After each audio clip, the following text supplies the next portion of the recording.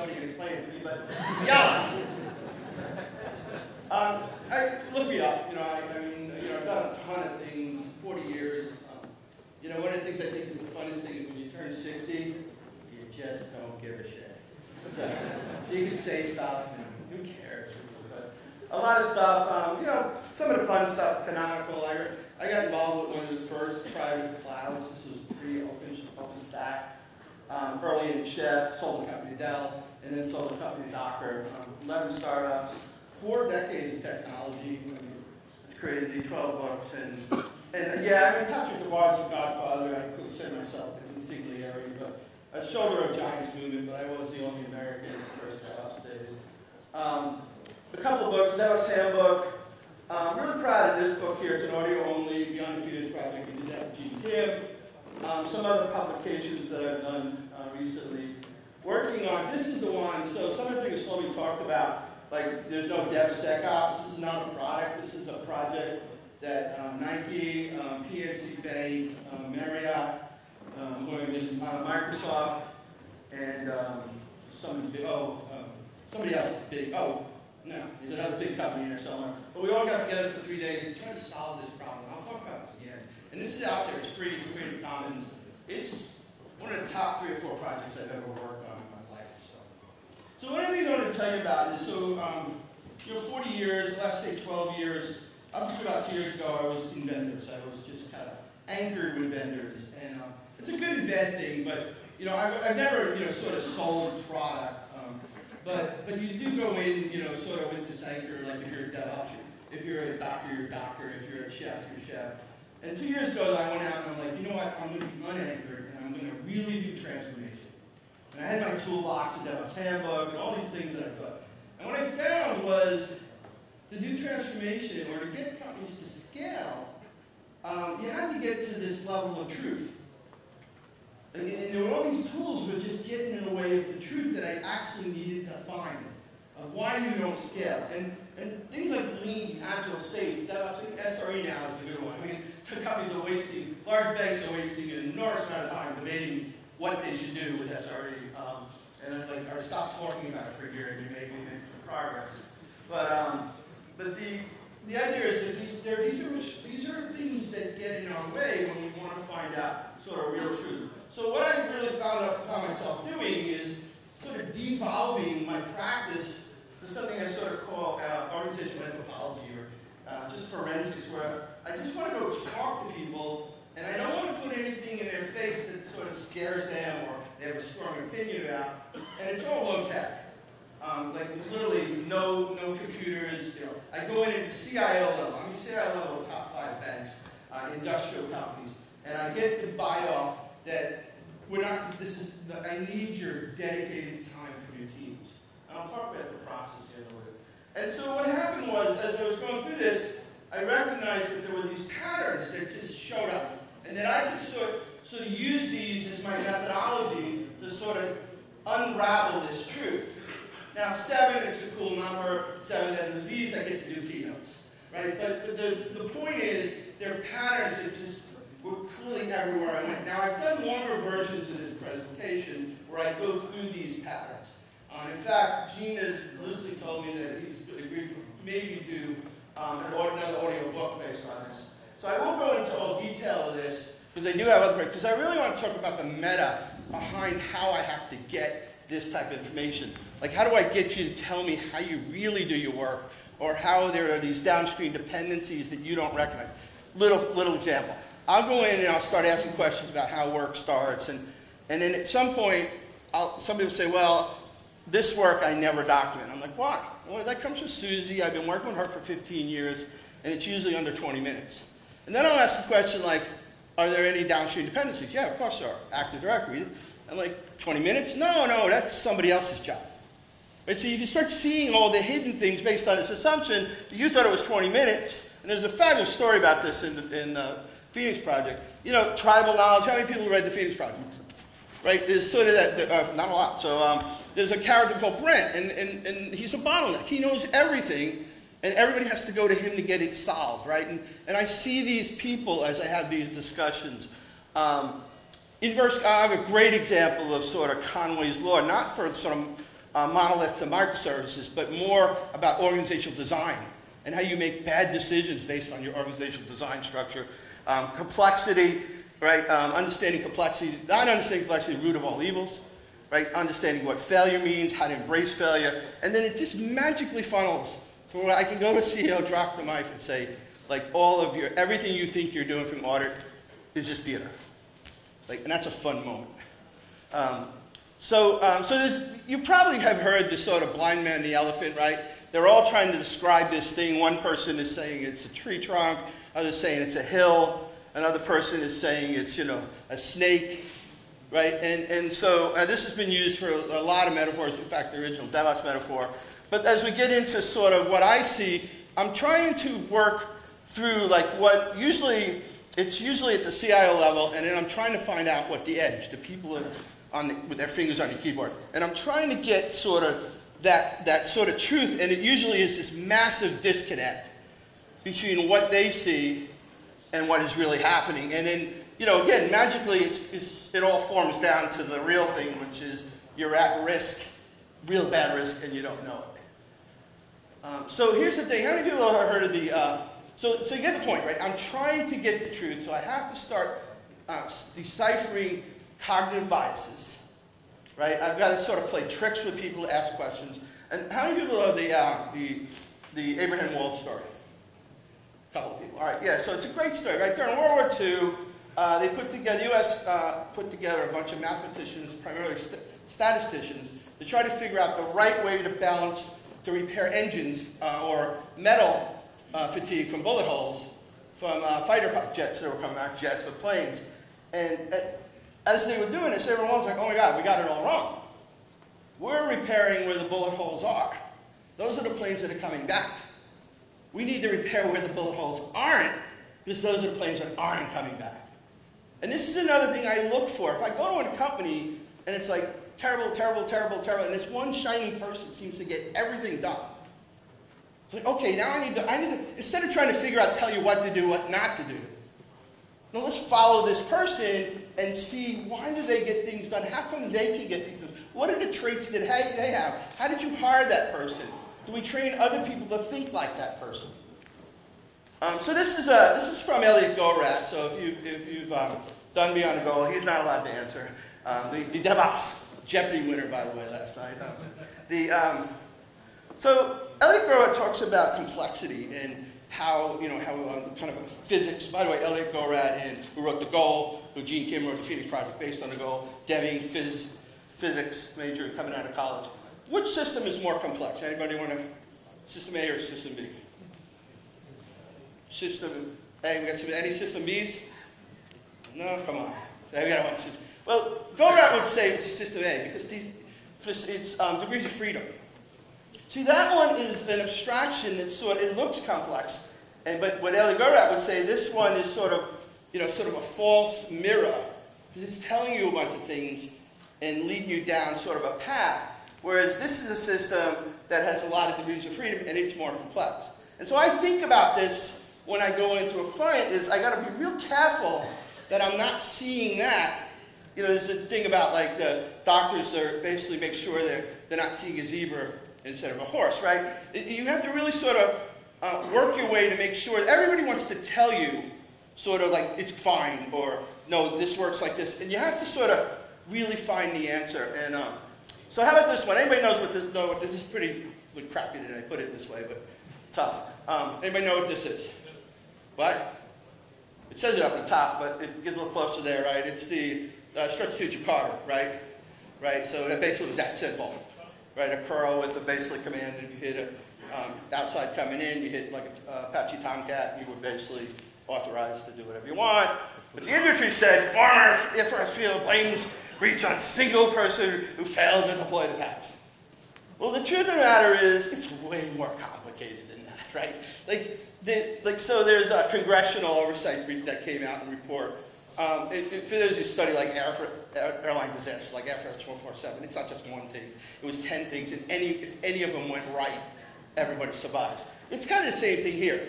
Basically, I could rattle a long list. I'll give you a short list. The intrusion detection systems had expired certs for 18 months. So the millions and millions and millions of dollars they were paying for perimeter-based black boxes to detect anomalous behavior weren't working because somebody didn't get an email of an expired server. The CIO, when the minute they actually sort of found out that something wasn't right, was about to go on a cruise for a couple of weeks and decided to go on the cruise instead of sticking around. Yeah, you know, I don't know. The CISO, during congressional testimony, was asked, how come when you found out that PI data was compromised, you didn't tell the CIO? Because she said, I didn't think about it, and the answer was she actually reported to the chief legal officer. So the CISO reported to the chief legal officer. Let me get into a loop here. The CISO reported to the chief legal officer. Right? You're not a software company if that's your reporting structure. That is Conway's law. That's a variant. We think about microservices and all. The point is, it's a lot more complex. And so I used to joke to myself, thinking, you know, I wish I would have went into organizational forensic there before this happened. Oh, stop thinking you're so important, John. And then I go into a top 3 bank, and guess what they have? A system of record for certs that the person who requested a cert gets notified, and if you leave the company, the email goes into a black box. It's part of the Equifax. This one, Capital One. Breach compromised, Capital One breach compromised data of over $1 million. Attacker itself was carried out by a former Amazon employee. There's a mystery, and who after leaving the company in 2016. What happens in 2-3 years? A lot of shit, right? Maintain the knowledge of shortcomings. Yeah, I mean, that's one way to look at it. Or you can, anybody get this one? Come on, come on. But that isn't even an answer, like the deadly black hole called the metadata server. That the NSA breach, and like there's this thing, like if you can basically fake yourself out, server-side request forgery, right? But here's the thing, right? All that, like make assume this is some URL from Capital One, but that's not even the answer. So the answer is, well, so it was SSRF, right? But the real answer was, again, nobody knows for sure, and you know, like you do some forensic. Other banks of mine have asked me to look into this, but here's what happened. Capital One is like the vanguard of DevOps. I hate that they're on the naughty list now, right? Because I use them in a lot of my examples. And their process, you got cloud custodian. Thank you. Awesome. Thank you so much. Here's what happened. Supposedly, there was an exception process that had to be made, maybe for expediency, I don't know. And here's what companies don't have. Even companies that have the most glorious processes, like Capital One, they have no process for the exception process. So what happens in the exception process? They put up Apache mod security, they forget to configure it, it has bypass turned on, they happen to clone an instance that actually has a security group that are authorized, and you call the metadata server, and you are done, all over. Because that command gives you everything you want to know and everything you possibly going to do. And by the way, somebody was dirty and not cleaning up S3 buckets, and they thought they were clean because they tokenized the social security number, but the name, the phone number, the address, and all was still there. So it was like this classic accident of so many things that had to go wrong. So the point is this is the thing. When I go into a place, everybody wants to tell me it's this. No, it's fine, John. Don't worry about it. Like, how's your CMDB? It's fine, John. How's your public-facing, do you have any criticals and highs? Why do you ask? We're okay. What I really have to do is this. Right? I got to basically figure out how to get you to tell me things where you are basically telling me the real complexity of your place. And that's really the meta of what I've been doing over the sort of last 2 years, sort of getting better at it each time. I go into monster banks. I just did one with the top 3 bank. In fact, on some lists, it's the second largest bank in the world. Spent a month there. And what I do basically is I go in and I usually get brought in by a champion of mine, so somebody who's like the chief of staff, they tell the CIO, you've got to talk to this guy. Now, it doesn't happen a whole lot, but when it does, I get in there, and the beauty of this is I come in my sneakers, I'm like, hey, do you want to do this or not? Because I'm out of here, I got 2 more on the list. Like, I get to actually beat up CIOs, which is like another great thing to be able to do. After fearing them for 40 years. But I go in as pre-assessing. The other thing is I I want to hear what the sort of leadership team thinks, and I have a little trick for them, because I don't really give a shit what they think, but I care about what they think because the people that I really want to talk to, they're going to give me a lot of insight into how the edge, the people who put their fingers on the keyboard. But this is the meeting. I'll spend 3 weeks, maybe 4 weeks on site, and I'll interview 200 people, 150 people. I'll analyze and categorize it. And here's another thing. So I'll do all these teams in their natural habitat. I'll put teams together. I'll force them to sort of arbitrage truth. And one of the things I promise them is I'll never call them out individually so I earn their trust. And the other thing I do is I give them, before I give the CIO, the readout. So here's the thing. I know by the time I'm giving the readout, it's all truth. No argument. I can point to the quote, the page number, and then I gave everybody I interviewed one day to give me their sort of final, I got it wrong or I got it right. And so that's the book. And at first people make fun of me about, like, I'm just writing notes and what is this guy? At the end, I have C-level people that offer to buy that book beyond what they've already paid me. I'm like, no, you can't buy the book, man. That's my promise to the people I interview, right? But I basically do this sort of, 20 pre-assessments, usually a bunch of on-sites. I have this color code process. It's crazy, right? I look like a madman. It's funny, when I show up, nobody wants to talk to me. The last week I'm there, can I get the 8:30 to 9:30 p.m. slot from the COO? Everybody wants to talk to me by the time I'm ready to leave, right? Because they get this buzz about what we're doing. And this is the thing I do with the leadership. So I do this on a phone, and they want to say, well, John, no, I don't want to hear what you do. I just want to basically, here's the thing. And I got this from Kevin Backhoff of the Phoenix Project, which is, what are the 5 things your company is not doing that should do? And they rattle off, and it's like so much fun because it's like they don't know what hit them. They're like, oh my God, I can't believe I told you that. Or they'll tell me, they'll say, this is cathartic or this is therapeutic. So I get this from them. This is sort of middle view. And then I use this categories. It's that same color coding that I use in the book, right? And sometimes there's a readout, quick readout CIO, and they're like, I've been called the anti-McKinsey by my last 3 clients, which is awesome. But like, the McKinsey, they'll spend like, $3 million finding out this is McKinsey, and then I'll come in and say, yeah, you got a worse problem. And then they'll be furious because, like, why didn't McKinsey tell me that? And McKinsey is a synonym for like Deloitte or any of the big 5. And what I find is basically 3 things, primarily, which is basically toil risk. This is the most common, and they're not platitude. Remember, because when I'm doing a readout to the CIO, I can take any example and go right to a quote, right? And they all sort of all together because you're risk. At the end of the day, these large institutions, they're wasting anywhere from 20 to 30% of their budget on mostly toil around risk. And like, I mean, it's amazing that you're going to bank has $1 billion budget, and you're telling them like $400 million is being wasted, and they just shake their head and go.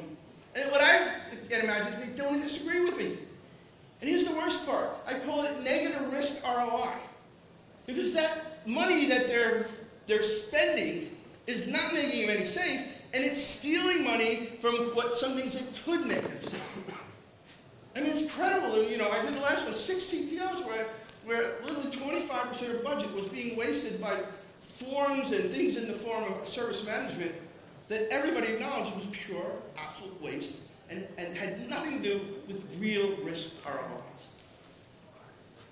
And so things I find are, there's sort of common things, downstream dependencies I've talked about, people just not understanding the complexity. Some companies, a lot of companies, on a good day, all they'll collect is 30% of everything you do. So when I go back to the CIO, how do we do, John? I feel like there's a day I want to put my feet on the wooden desk, have a cigar, and say, you suck. I mean, I don't do the foot on the desk, and I don't do the cigar, but I do say, you suck. I don't mind. The thing I promise them is, I know that, like, Deloitte and IBM or whoever is never going to do this. And I tell them, and when I started, I'm going to tell you things that the big people are not going to tell you because they want to, I'm going to draw like a small amount of money. They want to draw like a year, 3 years worth of like millions and millions of dollars. And I don't care when you get really mad at me when I tell you the really bad things, because the thing I always tell them, you're going to pay me anyway. Like, you don't pay me by the measure of good news.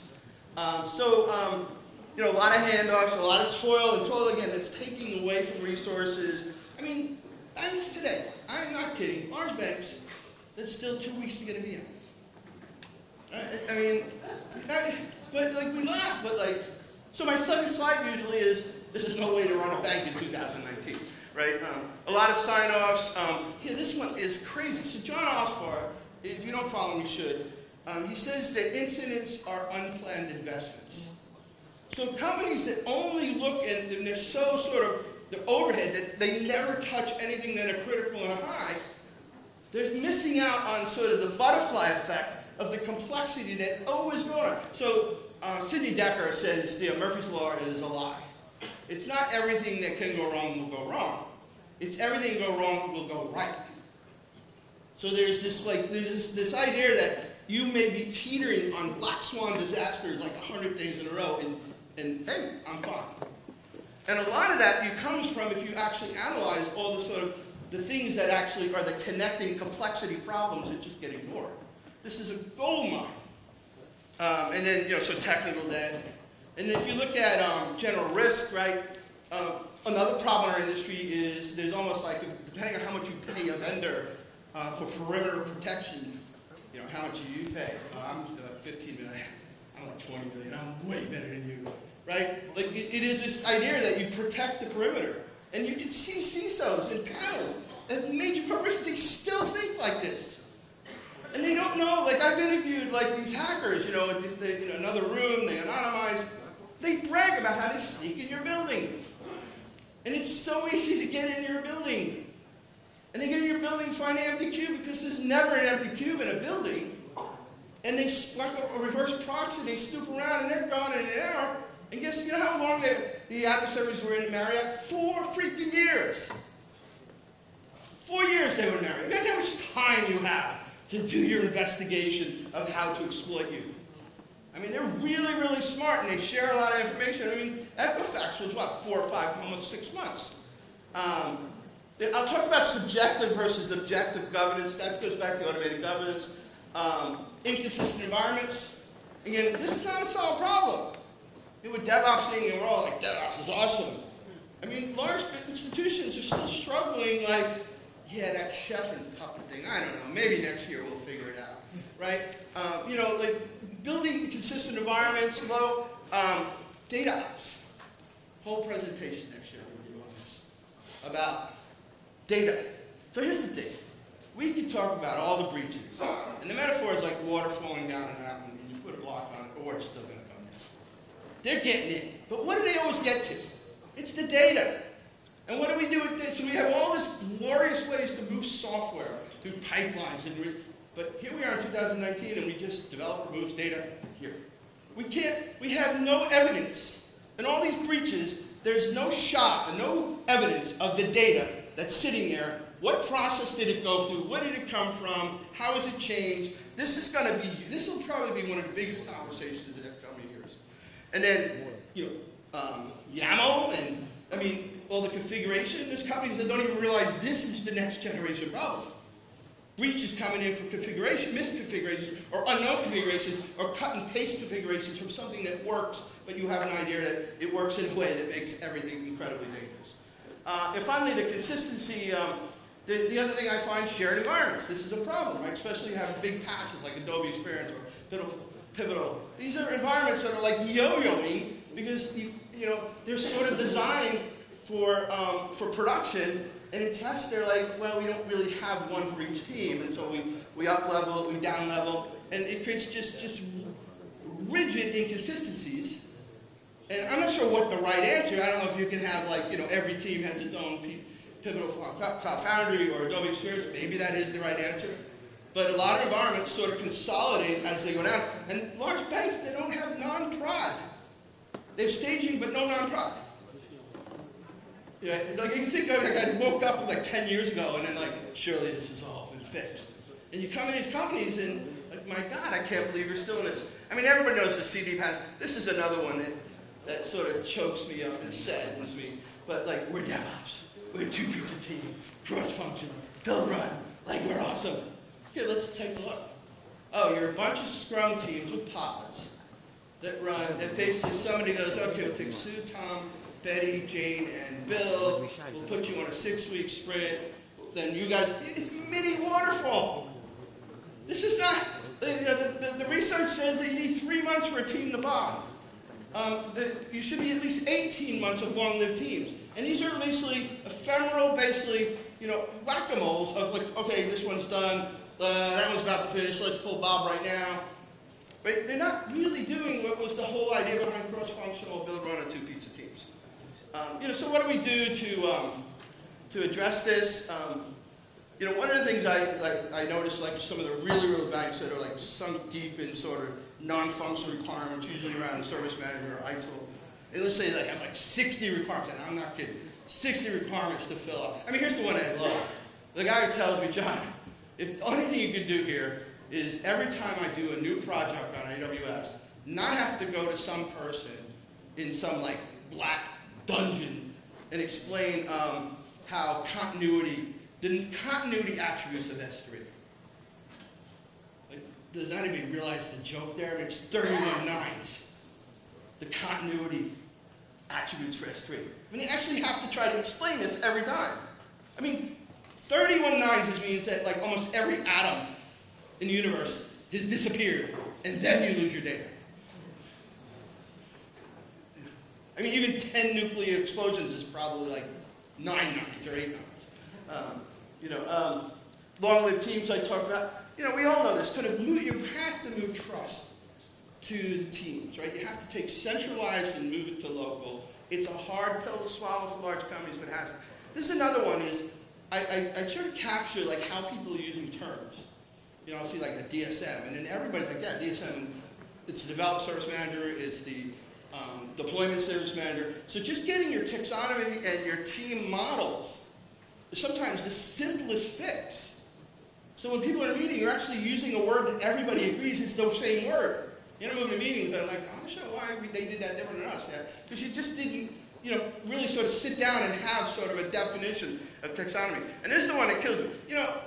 Like I could joke about SRE for an hour, and I'd have a blast, make fun of it. But here, the R is something real, right? The R is the real thing, and that's the only thing I give a shit about. And so what I really care about is aligning the nonsense that you do from incident and problem management, and like whatever you want to do, but in most cases it's checkbox for some corporate dashboard that really doesn't help you resolve anything, and you just have to really drill in on what the resilient side is. What do you get out of that? How do you add and smash the things you do in idle to the things that you actually want out of reliability? And in most cases, they don't connect. And then, risk, zero trust models. Shlomi talked about shift left. I'll talk about objective attestation. If you start thinking about only moving data through data pipelines, so you can't just move data anywhere, you have to put it through an SDLC or some type of pipeline. So now you always have evidence of where it goes. Managing configuration artifacts, talk about that, the YAML, the Docker, the flags, whatever you want to do with configuration for containers or things like Kubernetes or Helm charts or whatever. And then here's a new risk. A buddy of mine's killing it. He was at Evan.io forever. Evan.io, they walk in, talk about the best sales guy in the world. Evan.io, he walked in, my sales guy, he's got hired at Chef, first guy hired at Chef. He goes to Evan.io, they plug in to their Amazon account, everything turns red, and then they just go over to purchasing. Right? And so now he's in a company that does this for Salesforce.com and for ServiceNow. And it's the same red screens because of misconfigurations, right? So we ignore sort of these subsystems. There's a new world. There's another thing I want to think about next year, which is that there's this data center we don't know that is a data center. The world is just API calls and subsystems, and a lot of subsystems aren't in our four walls. ServiceNow, even Slack. Slack has become a real-time downstream dependency for our business. Like what happens when it goes down?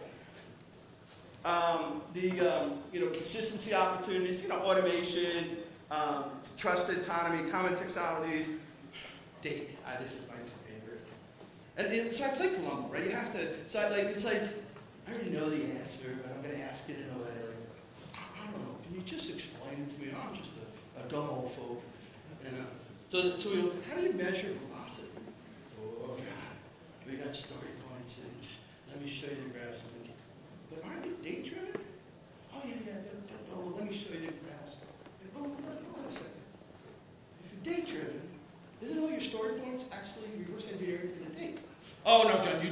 you just don't understand. Like, okay, what don't I understand? You're date-driven, and you have to basically squeeze in your story points to meet the date. Like, at some point, it's like kind of silly. Like, you feel like embarrassed for them. Then they have to sort of give, the old issue. This is still a massive problem. So again, here's the thing. I can walk in the DevOps handbook and I can fling it to 5 people, and I used to do that. And I'd say, you must DevOps. I'll have you get to those 10 things. But the thing you don't know is the person who shows up for the first meeting of the status, and everything is green on the status board, and you're like, hey, no, we got a lot of problems with this project. And they're like, don't mention that. Don't. Comes back next time, hey, I don't think that's all green. Did I tell you not to say that this week? Third time he comes back, all green, awesome. Right? I mean, that's basically, it's called pluralistic ignorance, right? We sort of give up. Or there's another term called normalization of deviance, right? Which is, we just stop trying. And this happens. Like, you sit here and there, and most of you are pretty savvy, you're in a room, you're like, how could you ever, take sort of quantitative overquality? It happens. Like, it is the norm. And finally, the deadliest disease of them all. The 7th deadly disease. Actually, there's an 8th. Where's my buddy? Let me see. From yesterday. Yeah, he had me pick drinking some wine at the winery. The 8th deadly disease. Touch whatever. It's really. All right. So I said, so here's the thing. Like, I gave you the real short version. I've done longer versions where I really drilled in on these sort of 7. But the magic is, and I wish I could say I was smart enough to architect this from the beginning. No, it really just falls out this way. That after you have all these conversations in depth with people, and you find out they have no accurate. But here's the thing. Like, tell me you got a CMDB, great. Tell me that you really, CMDB is you have configuration items that are tied to service owners. And when I go in a company, and for every resource on Amazon, the CI is Amazon. So don't tell me you have an accurate CMDB. So every artifact or resource is one CI with one service owner. There's nothing accurate about that. So when people are trying to argue, and you have, again, the sort of the malaise of the concept of service owners, the truth of the matter is there's incredible, I had to take out some slides, right? The incredible disconnect between just pre-cloud native. A lot of these discussions, I'm not even talking about microservices and all the configuration that goes into a service mesh and the complexity of where we're really kind of emerging onto. I'm not even talking about that from a risk profile and governance and how you maintain it. When you open up that box, it's 2 ships sailing in different directions. There is no, I don't think there is zero honest conversation in our industry about GRC and cloud native. I don't even think we know where to begin on that conversation. Topol PalCat once said, John, I used to have a problem with 400 applications. Now I have a problem with 40,000 applications. Right? And so the thing is, all this sort of bubbles down to, like, you are completely disconnected from what you tell auditors.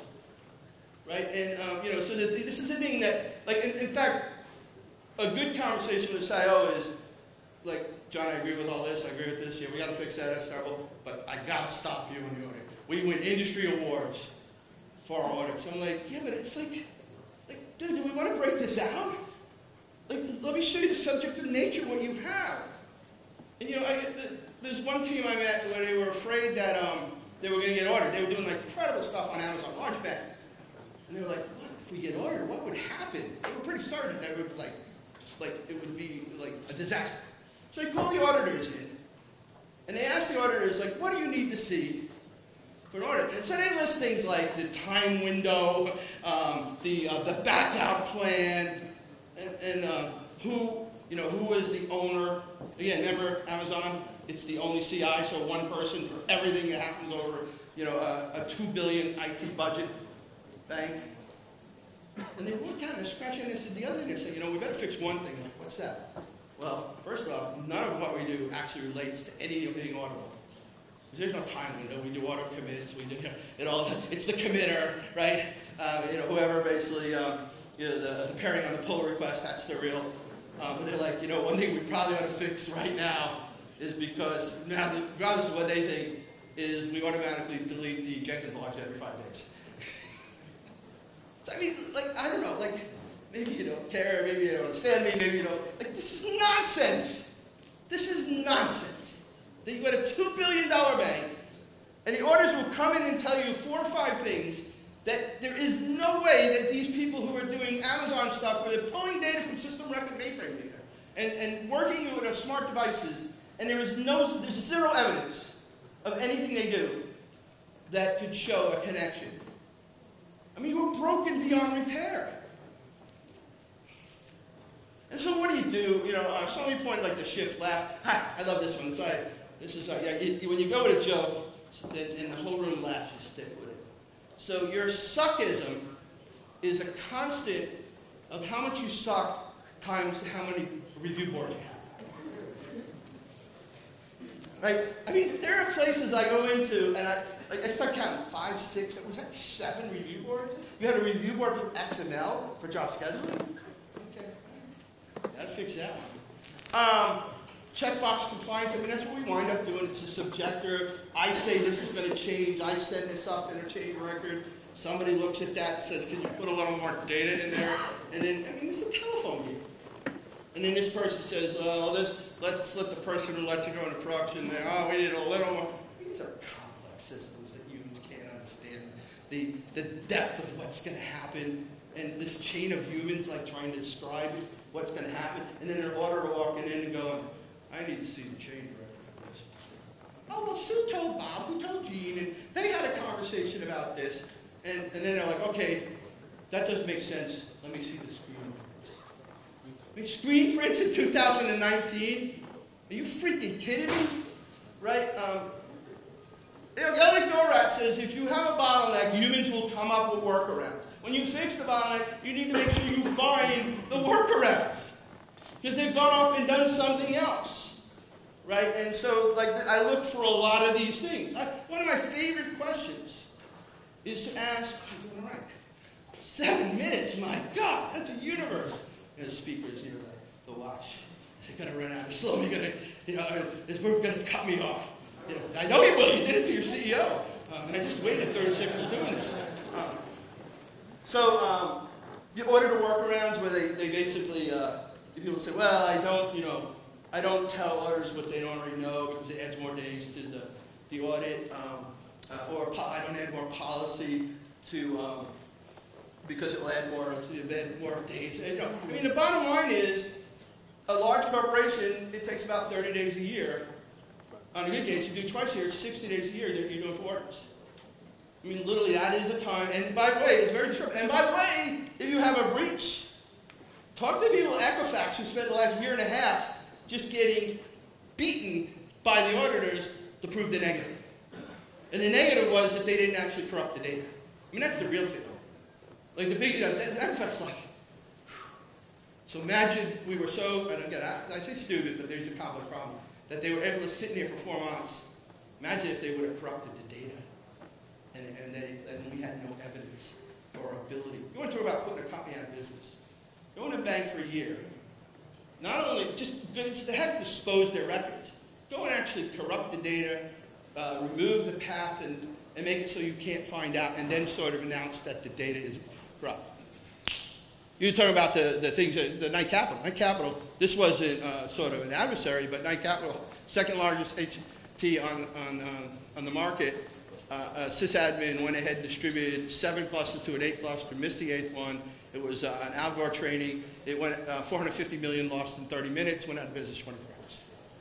I mean, that's the stakes of what we're doing right now. Vulnerability theater. I mean, again, X-ray. I mean, these are all great products, but there's a signal-to-noise ratio problem. The complexity of the dependence tree is, so Topol Powell, Capital One. Again, I hate that Capital One's on the naughty list. But Topol Powell, first fellow at Capital One, brilliant guy. I get to shadow him. Topo just goes to meetings and everybody's like, Topo, we want to do this. What should we do? Next meeting, Topo, we got to do this. And anyway, so he was asked by the CIO so you remember, Capital One, 15,000 Java developers, 70% Java code. It's a big development shop. So he was asked by his CIO how much open source they use. Now, I've used this a couple of times, so some people might already know the answer, but he found out it was 99% of all their code was open source. 99% of 15,000 developers, 70% large bank was open source. And then he figured, well, since I'm here, let me check. They only use 10% of it. I don't think that, this is not even a deep learning problem that I think we can solve. I think our dependency in open source, I mean, hell, the node problem where the guy took a year, he knew that a Bitcoin operator used a certain library, spent a year, talk about the long con, spent a year getting on a team, earning the trust, became a committer, and then shimmed in some nefarious code to hit the Bitcoin operator. Like, scanners are not going to catch this stuff. The malware, the polymorphism, the stuff that is really, really scary.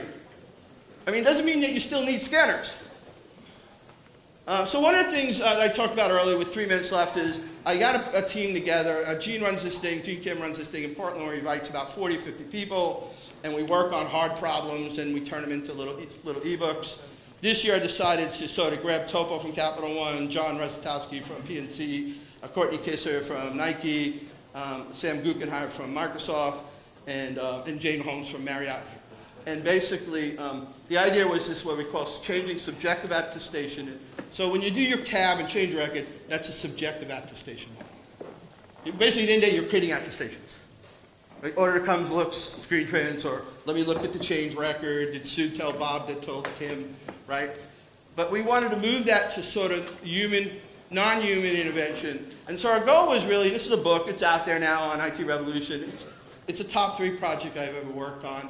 I mean, I was just watching Marriott and Sam Guggenheim from Microsoft and PNC just sort of arbitrate what the right mixture of attestations was. My hair was sticking up on my arms. But we set out this thing, right, 3 goals, and maybe unrealistic. You walk into a CIO and you say you got to get rid of CAB. And they look at you and they say, they either just say you're an idiot and they don't say anything, or they honestly say, but how? Give me an answer how. All you DevOps geniuses are walking around telling me how the CAB is so terrible and you got to get rid of it. But I got to have an audit and I got to have attestations. And so item number 1 on our list, and all we weren't, this is a reference architecture, this is, you know, very kind of incubating.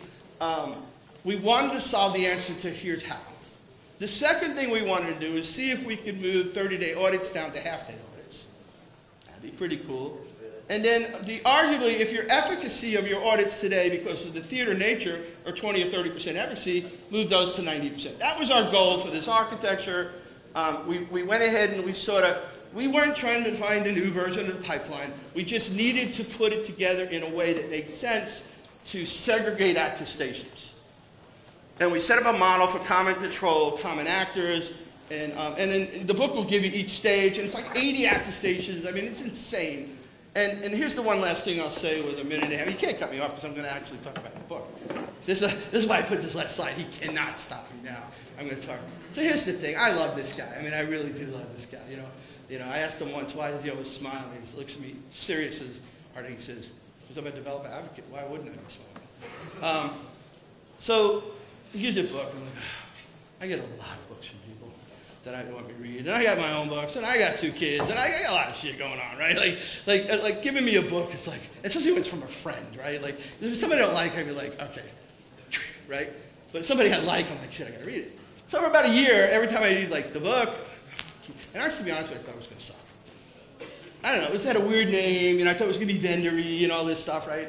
But every time I'd see him, he'd give me that puppy dog look like, John, we want a quote, and I want you to read it, and I'm like, this plane ride home. I'll do it, I promise. And I won't. And then I see him next time. He knows me. I'm a bum. Finally, I read it. I freaking love it. I'm gonna cuss one time. I mean, real bad cuss. I said shit a couple times. I fucking loved it. I mean, I love the metaphor, the liquid. I mean, it just got in my head. By the way, he ends it with a whole. It's in that deployment book. I've given attribution, because you talked about Graphius and I don't want to go into it because I got like 4 seconds. But I think this book is the right metaphor for how we need to change and think, and it just hit me in my heart. So thank you, everybody.